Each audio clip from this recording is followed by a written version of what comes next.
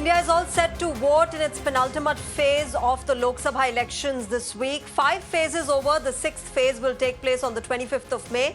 Hello and welcome to Road to Lok Sabha 2024, Mirror Now special show on the great Indian election.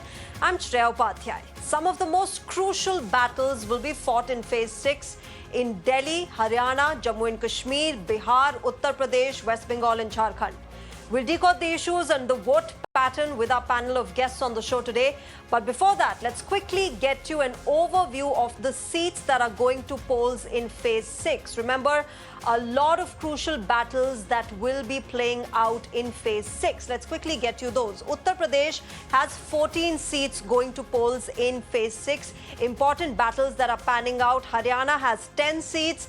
Remember, issues also remain very, very crucial in these states. West Bengal has 7 seats going to polls in phase 6 of the Lok Sabha election. Apart from that, Bihar with 8 seats, very important seats there in Bihar, also going to polls in phase 6 of the Lok Sabha elections on the 25th of May. Odisha has 6 seats going to polls, another battle, another political battle that is playing out, the BJP versus BJD in Odisha. That is something to look out for. Jharkhand has 4 seats going to polls in phase 6 of the Lok Sabha elections. And of course, there are other regions as well. Delhi, all 7 seats, a very, very crucial battle that's playing out in the national capital. Delhi, with all its 7 seats, will be seeing a very, very important battle. Apart from this, Jammu and Kashmir also has the 1 seat of Anantnag Rajouri seat that is going to polls in phase 6. Let's begin with Delhi. Before I go to my guests and introduce them on the show, let me quickly go across to my colleague Nikhil, who is joining us from the national capital with voices on the ground. Let's let's understand from him what the concerns of the voter in Delhi are. Nikhil, Delhi is a very, very important battle that will be panning out in phase 6 of the Lok Sabha elections. There are a lot of issues that pertain to an average Delhiite. You're with some of the people there. Get us those voices and help us understand what their issues will be this time around.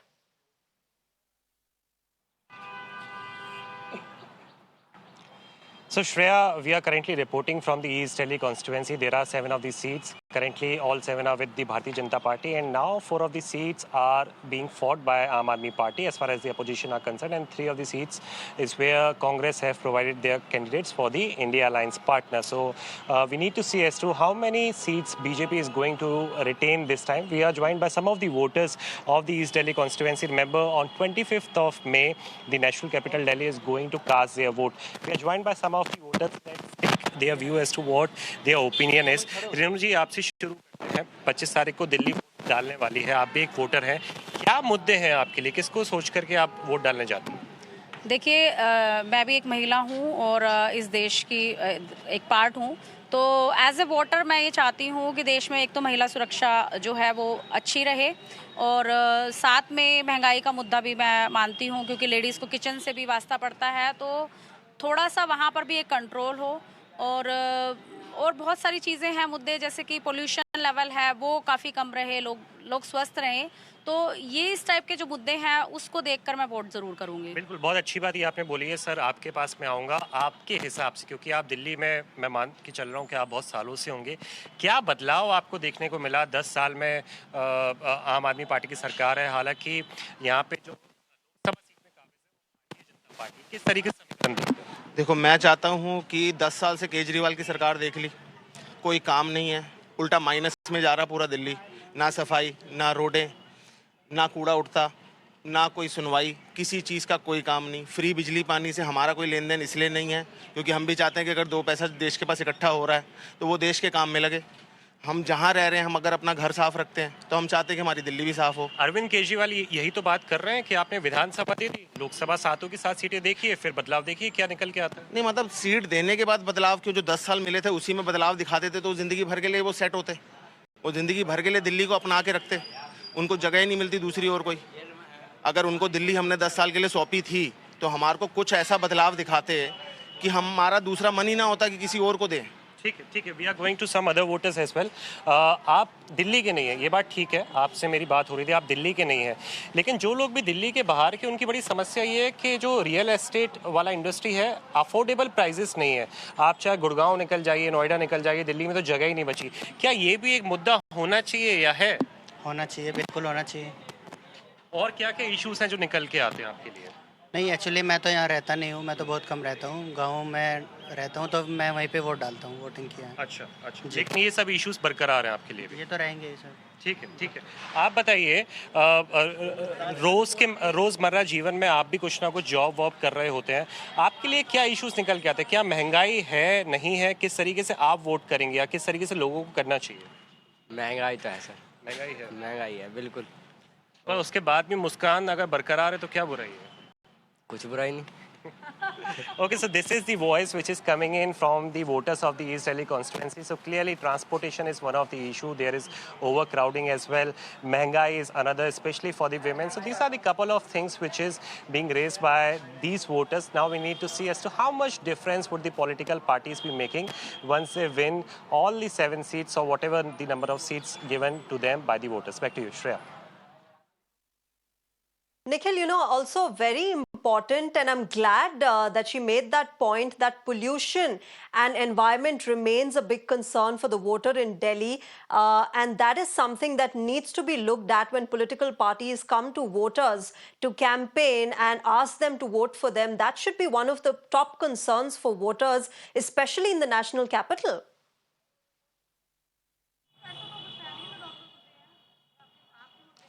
Well, clearly, and starting from the month of October, this is something which we usually see, and we have seen that how the blame game usually used to take place when there were different set of government between Delhi and Punjab, and now both the states are being ruled by the Aam Aadmi Party. But remember, last time Arvind Kejriwal and Bhagwant Mann, they came on a single platform. This is being referred to the last year, last year, so to say, and they clearly said that yes, they are the ones to be blamed, and they are going to come up with a better solution. But so far, we have not seen any of the better works which have been done as far as say curbing of the pollution is concerned, and this is the menace which have been here for years now. So we need to see as to how much impact it is going to make for the political leaders like Arvind Kejriwal or the Bharatiya Janata Party for that matter. Right, Nikhil, thanks very much for joining us with voices on ground and helping us understand what the Delhi voter wants. Let me also get in my guests on the show this evening. I'm joined by Jay Mrug, he's a psephologist. Tushar Gupta is a political analyst. Pratim Ranjan Bose, senior journalist and columnist. And Ramiz Makhdumi is a senior journalist, also joining us on the broadcast. Good evening, namaskar to all of you. Jay Mrug, let me start with you. What's also interesting, when we heard those voices, and I'm sure all of you could hear them, the concerns of the voters on ground has been very, very localized issues, whether it's pollution, transport. There's, of course, employment concern. That remains a major issue across all regions in the country. But in Delhi, more so, do you think that, there is that awareness that local issues need to take precedence over national issues, and that difference remains in a general election? I would look at it in a broader framework. It is like Maslow's hierarchy. There's a pyramid of hierarchy that Maslow suggested, the great sociologist.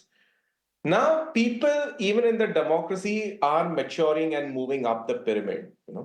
So, what was indeed noteworthy of observation was that one of the respondents on the ground said कि भाई बिजली पानी free का क्या करूं, उसका थोड़ा पैसा देंगे तो भी चलेगा. But these other ABC XYZ things need to improve. Means somewhere in Maslow's pyramid he's gone up, right? And that's what was visible among all the respondents, that they were going up, they were asking for something better to do with the quality of their life. They referred to inflation, they referred to pollution. So I think this is but a natural uptick in the voters' preference. And as we go ahead, we are going to see more and more such voters talking beyond freebies. I think the headline of that entire set of interviews that Nikhil just took was people looking at quality of life, number one, people willing to look beyond freebies, number two. I think those are the real two takeaways from that conversation.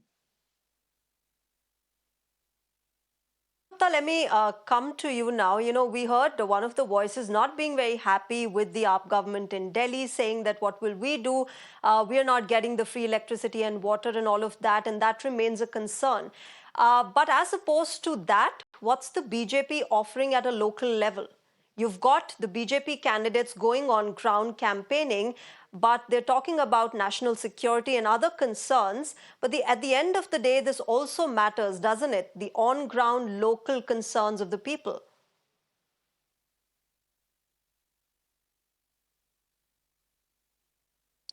No, look, if you're talking about Delhi, one of the problems that the Delhi residents have been facing for the last 10 years is the continuous tussle between the center and the state government.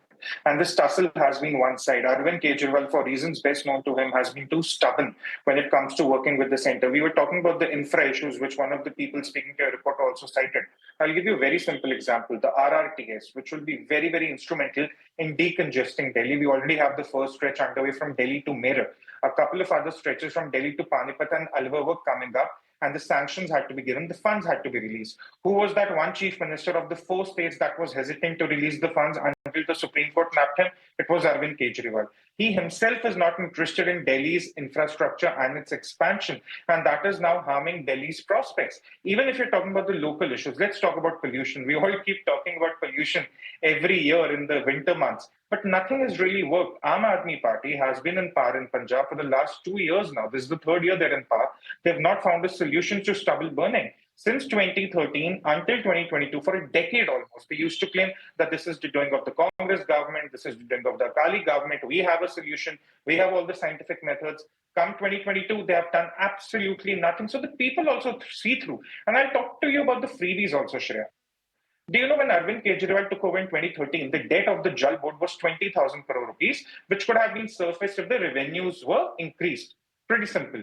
Now in 2022 rather, the debt of the Delhi Jal board has exceeded 74,000 crore rupees. That's very, very dangerous. And you talk to any commercial establishment in Delhi, since we're on local issues, talk to any commercial establishment. They have one complaint against Arvind Kejriwal, that we are being charged very, very highly for electricity rates. That is how the free electricity in Delhi is happening, by killing the ease of business, by increasing the cost of doing business, by charging more to the commercial establishments. So to answer your question, if the people are now looking at Kejriwal versus Modi, I'm not even getting into the numbers right now. If they're looking between Kejriwal and Modi, they see a man who's indulged in corruption, whose entire party is indulging in corruption, but more importantly, before all that, he wasn't willing to work with the center. You remember Sheila Dikshit. Sheila Dikshit, for the 10 years or for whatever duration she was running Delhi, she was working with the center. So any chief minister in Delhi, anyone, it could be a BJP, Congress, or even an Aam Aadmi Party CM, they need to work with the center. Arvind Kejriwal, unfortunately, hasn't demonstrated that capability. Okay. Can I also get in Pratim Ranjan Bose now and understand, Pratim Ranjan Bose, from you how Tushar said that, there are people who are seeing the fact that that they believe that Arvind Kejriwal is not willing to work with the center. But being in Delhi, all this, the liquor scam proceedings that have been going on, Arvind Kejriwal going to jail, being out on bail, all of that, as far as I am seeing, has divided Delhiites into 2 groups. One that believe that, perhaps that he is involved, that, the court is taking its own course, the law is taking its own course, and let's see what happens. But there is something to it.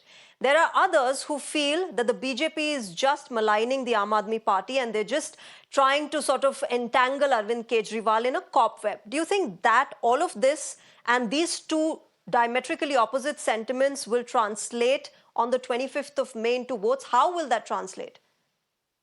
100%. I do agree with Mr. Gupta one thing, the center-state conflict. I think it is no more, voters are no more liking it.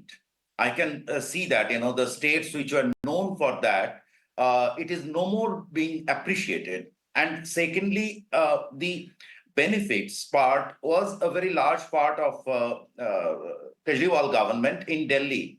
Now, I do agree also with the other panelists that the benefits, the beyond freebies, if you look at the trend nationally this year, it is beyond freebies. I mean, it has started happening from Rajasthan and Chhattisgarh. We have seen that. So combining these two, so there has been some kind of normalization side, benefits you got normalized. So now so what next kind of things. But the biggest thing I think that is affecting and that will affect this politics of constant, the regular conflicts and kind of throwing surprises. This leaker scam thing, the way it has happened, this jumping of summons, and some people say that it was done purposely so that it happens at the end, and then I can claim victimhood. All these things, ultimately, this thing I think will make a dent. It should make a dent in AAP's support this time. Okay. Ramesh Makhtumi, apart from the center-state conflict, what do you think that would, influence the voter? What would be on their mind? Delhiites, of course, just voiced their concerns, but a larger picture of the issues that might be concerning the voter? I guess See, I the think voter would be in, especially in rural areas, concerned with the problem of unemployment and inflation, which are real matters, especially for the rural voters in Delhi. And also, rising pollution has been a very key burning issue of Delhi. It's among the polluted cities of world. No doubt, some greenery has happened over the past few decades, but still, pollution in Delhi is a major problem, especially during the winters. I find pollution as the biggest issue. I slightly believe that safety of women in Delhi has improved as compared to 5, 6 years, 10 years. It has at least improved in those areas which are in the main Delhi corridor. It is improving by the day. And I also think that regional conflicts are not too much in Delhi. You find a lot of security in hotels and other things of Delhi. But yes, pollution and inflation and unemployment are the key issues of Delhi, out of which I think pollution is the biggest issue of Delhi. Connectivity Okay. in Delhi is very fine as opposed to the other cities of India. You can take example of Mumbai or Kolkata. Connectivity wise, Delhi is very good. Transport wise, Delhi is very good. Metro has been a superb addition to Delhi. But yes, pollution, especially in the Sure, months of connectivity and public winter. transport is smoother than other cities, but I think traffic woes is something which has also become a big challenge in the past few years. Let me also quickly shift our focus to the political battles that will play out in the constituencies of Delhi. And one of the most, closely watched and crucial battles, Jemrug, will be Northeast Delhi, Kanhaiya Kumar versus Manoj Tiwari. And I was just talking to a friend, a short while back where there was this sort of question that, perhaps Kanhaiya Kumar is perceived as the intellectual Bihari who came out of Bihar, went to JNU, studied there, as opposed to Manoj Tiwari, who is probably more relatable to the voter on ground. Would you agree with that? Well, Delhi, interestingly, is going to be a very polarized fight. The AAP Congress on the one side and the BJP on the other side. However, I think what really matters in this election is, I'm here in Mumbai, I'm a voter in Mumbai. We just witnessed our election yesterday. And it was really an election between, okay, here's a prime minister and here's a set of regional leaders. Who am I going to vote for? Literally, that was on the people's mind. So a lot of the shibboleths are going to be broken when the votes are counted on 4th of June. Now, I do see a similar phenomenon happening in Northeast Delhi also, that this vote is for the central government. And, therefore, whether intellectual or not, whose attributes of leadership, of which leadership of the party that I am looking to vote for on the during the voting. So, as a cephalologist, I found that to be the overriding factor when people were casting votes. That's the reason over here in Mumbai, too, a lot of traditional voters, assumed to be voters of SHS, UBT, might, we'll know on the exit poll day and the counting day, but they might have voted the BJP. So, I'm not sure in Delhi also whether the intellectual versus somebody more colloquial, that debate will work. It's simply going to be a vote for leadership, which leadership they prefer. Oh, okay, Tushar Gupta, this plus the battle that will pan out in South Delhi, Bansuri Swaraj versus Somnath Bharti, a lot of people are saying that Bansuri Swaraj is just taking forward her mother's legacy, and the fact that, on ground we haven't seen her. Would that be going against her? Is that for me? That's for Tushar.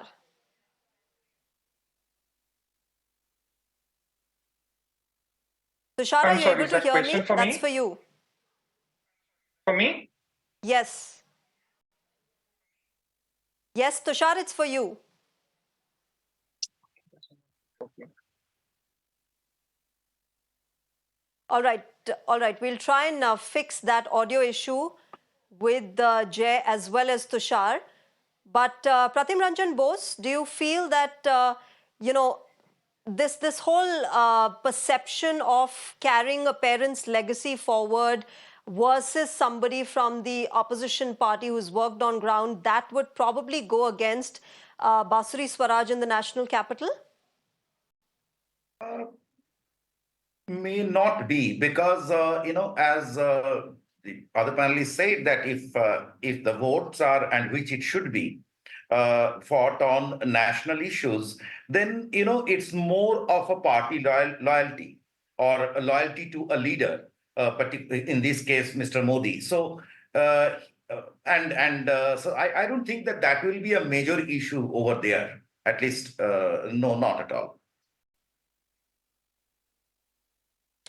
So it's not the candidates, the individual candidates that people are looking at. They will be looking at the final prime ministerial face of the parties. I hope Tushar and Jay, you're able to hear me now clearly.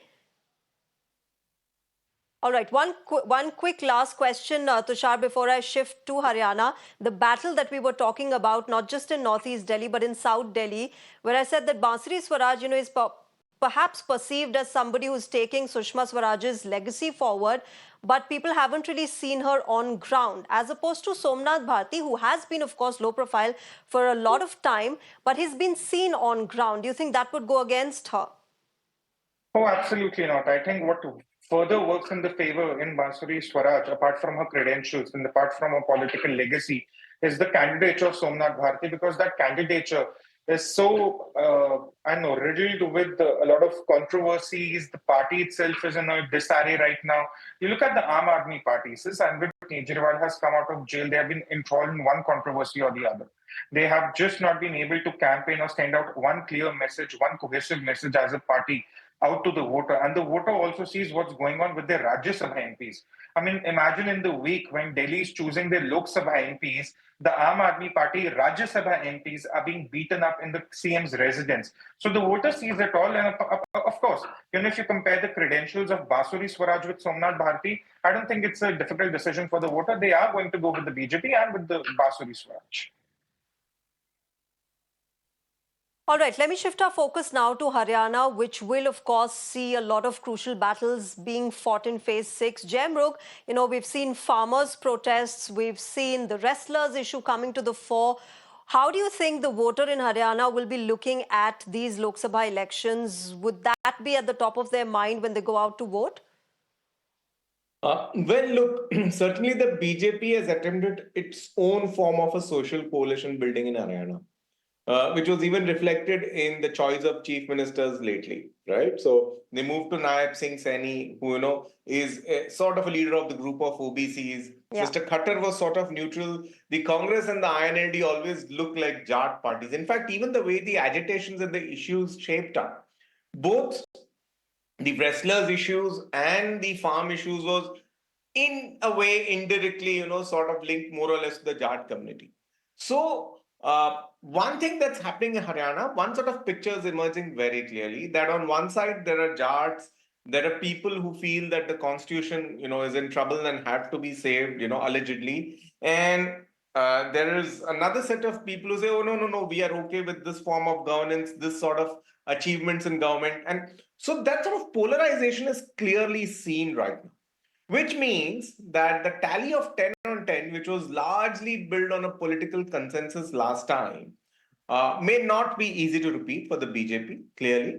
We are expecting some sort of contest in Haryana, sitting as a psychologist. That clearly seems to be happening. Tushar, do you resonate with that? The key concerns there We've seen in the past, of course, we've seen the farm laws being repealed by the government. There's this constant tussle, and there is still a tussle that's been going on between the farmers' unions and the government of India. There was the Brij Bhushan Sharan Singh issue that has come to the fore. It's still not died down. People still have that on the top of their mind. Women's security comes with it. How do you think this will pan out? You're asking me? Well, actually, what happens is I'm asking Tushar issues Jay. often, yeah. Issues often serve as Tushar, are you triggers. able to hear me? And then No, there is see, look, when we talk about Haryana, look, 10 seats in Haryana, there's always this discussion, Yeah. Shreya, around Haryana that is it going to be the local issues that dominate or the national issues? Now, since you spoke about the farm laws, one thing let's get very, very clear. When the second farmer protest happened in 2024, just a few months back, the center point was Ambala, not Singhu, it was Ambala. And even the Haryana population, that of the farmers, also saw how flawed the protest of the farmers was. So if you're talking purely on the basis of the sentiment of the farmer protest, I think that sentiment, the negativity has long evaporated. I don't think that will hurt the BJP. What may hurt the BJP is probably the 10-year anti-incumbency that is within the state against Manohar Lal Khattar, who's now been moved out. But if you're purely looking at a national level, if you're talking about infrastructure upgrades, if you're talking about welfare schemes, if you're talking about MSP, I think that is where the BJP comes out shining. If you look at the last 10 years alone, you look at the dedicated freight corridor, the peripherals, the expressways, the metros, Haryana has got it all. Haryana has got all. Even the Vande Bharat connectivity to Ambala, which goes further to Himachal and Jammu. So if you're purely talking on macro issues, I think the BJP has a stellar chance of winning 10 on 10 seats in Haryana. In Kurukshetra, it will be interesting, but Aam Aadmi Party would also cut in through the fight. So they'll split up the Congress vote. But if you're looking purely on macro issues, I don't see any reason at all, that why Haryana should not give 10 seats to the BJP again. And I'm not even getting into the Ram Mandir factor yet, Shreya. I'm just showing on infra, welfare, farming issues. That's about it. Okay. All right. Hold that thought, Tushar. We'll come back to this discussion. All right. We have an information coming in from Pune. We'll get our viewers that. But before that, let me quickly get in Pratim Ranjan Bose on this. And Tushar, you can, of course, add to it because you and I would know what a nightmare it is to travel to Gurgaon, to Gurugram, now that with its new name, to come back from there, to go there. And therefore, that remains a huge concern. That should be one of the biggest concerns for the people of Haryana, therefore the people of Gurugram. Tushar, you can go first, right? And then I can get in Pratim Ranjan. Shreya, it's a very, very important point that you've raised about the Delhi Gurugram, or even Delhi Noida for that matter, or Delhi Faridabad, or Delhi Panipat. Even if you go all four directions across Delhi, the traffic is a nightmare. And that is why the DMRC, the Delhi Metro, is so important. But your question brings me back to the first point I raised about RRTS. One of the lines that is proposed, that is underway, which had the approval of the Rajasthan Chief Minister, which was then a Congress Chief Minister, the Haryana Chief Minister, was that of Delhi Alwar route, which would have crossed Gurgaon. See, we can build as many roads as we want, but looking at Gurgaon, how it has emerged as an economic hub in the last 20 years, how Delhi is the center focus to the entire economy of North India, no roads is going to be enough. No quantum of road is going to be enough. So at the end of the day, you need more metros. You need more metro routes. You need more express trains like the RRTs, which is the Regional Rapid Transit System trains. And that is where the involvement of Arvind Kejriwal disappoints me. If you're talking about Delhi to Gurgaon, it's not that the center has to plan alone. The center is planning already on the RRTs. It's the non-cooperation of the Delhi Chief Minister, even when the Congress Chief Minister was willing to participate. That is the problem, Shreya, and that is the voters, they need to factor this in. Delhi, Gurgaon, Delhi, Faridabad, imagine Delhi as a circle. Okay, but right now we're slipping into a short break. We'll continue our discussion on the Great Indian Election post this break.